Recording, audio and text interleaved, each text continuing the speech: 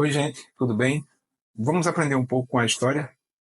Quando o governo fez esse decreto que você viu agora há pouco, que facilitou a vida dos bandidos e dificultou muito a vida das polícias, eu fiquei me perguntando qual era o objetivo por trás disso aí. E quando eu passei a entender o que é que vai acontecer com esse novo decreto do presidente Lula, eu lembrei que eu já tinha visto isso em algum canto, já tinha lido sobre isso em algum canto, mas não lembrava em onde. Só que hoje à tarde eu lembrei. E eu vi aqui, ó, nesse livro, Livro Negro do Comunismo. Esse livro traz algumas revelações sobre o lado oculto do comunismo, o lado sombrio. E nesse livro ele traz dois capítulos que falam sobre essa libertação de presos, essa libertação de criminosos e quais os objetivos disso. No capítulo que fala sobre o terror vermelho e a guerra suja.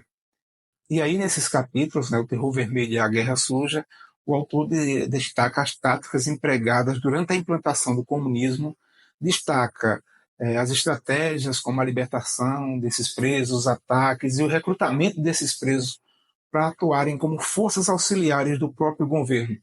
Esses indivíduos eram usados como executores de opositores ao regime, como ferramentas para a desestabilização da sociedade e várias outras coisas que está especificado.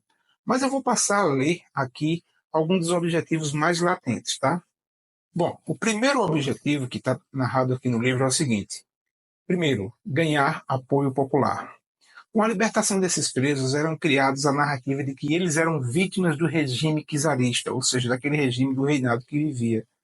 E isso ajudava a consolidar o apoio das massas, especialmente dos trabalhadores e camponeses oprimidos. Lembra alguma coisa a você? 2. Recrutamento de forças mercenárias. Esses elementos, esses criminosos, eram utilizados nos trabalhos mais sujos, mais sombrios, coisa que era impensável de um exército do Estado fazer. Eram esses indivíduos que faziam, e muitos deles eram promovidos a oficiais do Exército, a juízes, a alguma coisa para fazer esse trabalho sujo. 3. Fortalecer a revolução. A libertação desses elementos, né, desses criminosos, permitiu que eles se unissem ao esforço revolucionário, aumentando a força política e militar do movimento bolchevique, o que também aumentava a insegurança e fazia com que a população clamasse por medidas mais enérgicas do governo. Claro, a população estava no pau, no buraco, e só podia ver no governo uma forma de retirá-los daquela insegurança, né? 4. Desestabilização da ordem social. A liberação desses criminosos foi usada como uma forma de desestabilizar o antigo regime, ou seja, o regime czarista, né? E enfraquecer a oposição criada, criando um ambiente de caos que justificasse as ações autoritárias. 5. Ataque aos insurgentes.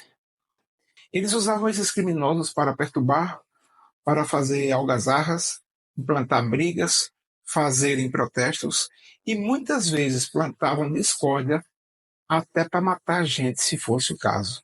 Pessoas que fossem contra o governo, eles usavam esses elementos para eliminar essas pessoas. Depois vinha, por fim, a intimidação popular. Eles forjavam ataques terroristas às instituições do governo para incutir medo na sociedade e fazer com que o povo clamasse ao Estado ao restabelecimento da ordem social.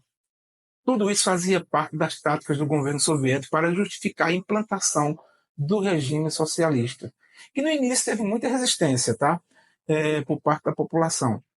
Mas, com o passar do tempo e com as repressões que eles fizeram, a população começou a aceitar.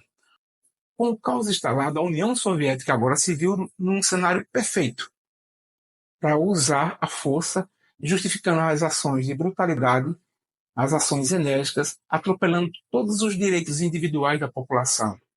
Esse ambiente de repressão implantou um regime de terrorismo, uma noite eterna, que, em certa medida, até hoje, permeia ali a Rússia. Então, minha gente, será que essa história não está se repetindo?